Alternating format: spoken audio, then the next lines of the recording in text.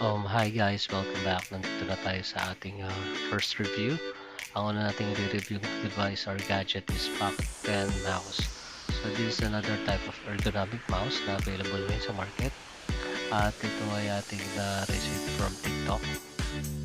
And ito ay naglalaman ng first the optical mouse and the mouse stand, including na rin ng receiver at Type-C adapter at isang adapter from USB to Android adapter. So ito ay applicable din and suitable and compatible with Android, Apple, and Windows softwares. So tara, buksan na natin.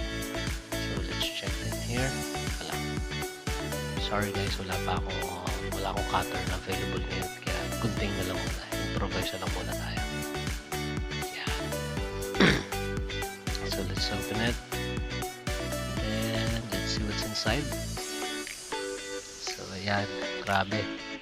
Actually, when it comes sa quality, upon checking here, shoot lang naman siya or syempre what do you expect sa murang halaga. Ito ang ating instruction manual na hindi naman natin binabasa. The only time lang natin babasahin is pag sira na yung item. So ito siya. Ito yung mga included. First yung stand. Medyo magaan siya. Quality is parang ordinary plastic lang. So napakagaan. So suggestion ko rito pag gagamitin nyo, dapat meron kayong parang sapin or stopper. Or you can fix it. Kung meron kayong double-sided tape, pwede rin yan. So ito yung adapter from USB to Android. Ayan, pwede natin siya gamitin. And let's check this one. Ito yung adapter from USB to Type-C. So kung wala nang available port sa inyong computer or USB port, pwede siyang i-salpak sa Type-C. At ito yung ating receiver. So yan, para ma-receive or para gumana siya sa ating gadgets or device, kailangan may connection. Okay, so ito yung ating ergonomic pen. Oh baby, huwag ka muna magulo. Time out na. Sorry guys, medyo may instruction. Nagre-review ako. Gusto niya rin na niya maka-review. Yun, so ito na nga. Ito yung ating USB ergonomic pen type mouse. So quality wise, so parang ordinary plastic din siya, magaan. So parang ano lang, may hawak na lapis na bulky. So ganun yung pakiramdam niya. Yung button niya is medyo crisp. So pwede siya, hindi siya malambot na soft touch or something. Yung roller niya ganun din. So basically, hindi ko alam kung paano natin magagamit ito ng maayos. Let's check.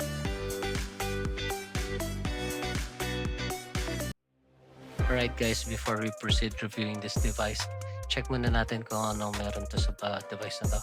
So ang ating optical mouse is a AAA battery operated po siya. Yes, hindi po siya rechargeable battery. So AAA battery. So hindi ko lang po alam kung kailan ang lifespan niya. So since the typical mouse, siguro normal lang naman siya or same thing lang din ng ating mga normal optical mouse. So this one, ito po ang ating mga button is left click button, the scroll wheel, and the DPI button. At ang right click button po ay nasa gilid. Yes po, nasa gilid po siya. So medyo maninibago po talaga kayo. Yan, ito na nga ang ating naging remedyo sa stand ng ating pen type mouse. So nilagyan ko siya ng double-sided tape sa ilalim para hindi siya magalaw pag ipinatong ko siya. Kasi sa sobrang agan niya, possible yan kada isasalpak mo yung mouse dyan. Gagalaw at gagalaw siya. So kaya ako siya nilagyan ng double-sided tape sa ilalim. Right, ito na ang ating pinakihintay, ang ating review. So paggamit ko siya, parang ang gaan lang, nakakapanibago. So check siya, scroll. So medyo responsive naman siya so far. Wala naman ako nakikitang lags or na-encounter na any misclick or meron siyang auto-click. So chinek ko din siya, may salpak, ibalik. So okay naman siya. Kung naging okay yung material ng stand niya, maganda sana. Pero well anyway, yan ang ating naging nakuha from the package. And upon checking, upon reviewing, medyo responsive naman talaga siya. So, good siya sa akin. Gaan. nakakapanibago lang sa una. Yun lang ang pagkakaiba. Kung sanay ka sa mga typical mouse or ibang palm mouse na ginagamit. So this one is iba eh, very handy. So, bigyan ko kayo ng sample gaano ka-responsive at gaano kadali i-control yung ating pen type mouse. So, ayan, refresh ko lang aking computer. So, bali, ayan, mabubuksan. There you go. So, minsan makakapanibago ka talaga sa una, lalo na pag sanay ka nga sa typical mouse. So, once you masanay ang kamay mo, makita mo, madali mo nang mananavigate yung screen using the pen type mouse. So, napaka-responsive naman niya so far. Wala akong nakikitang lags, wala akong nakikitang issue. Pag kiniklik ko siya, consider lang talaga yung navigation mo kasi nga bago ka pa lang dito sa klase ng mouse na ginagamit mo. So, medyo may pagka-changes lang pagdating sa navigation mo. So far, wala akong nakikitang problem. So, I can recommend this one sa mga nag-office or sa mga nag-edit or something. Pero for long usage sa work or sa hindi ko siya sure kasi I haven't tried that using this device for so long.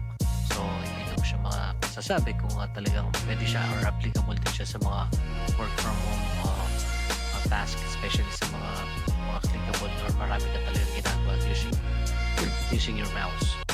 So right now, so far so good. And guys, don't forget to subscribe and hit the notification bell for sa ating YouTube channel.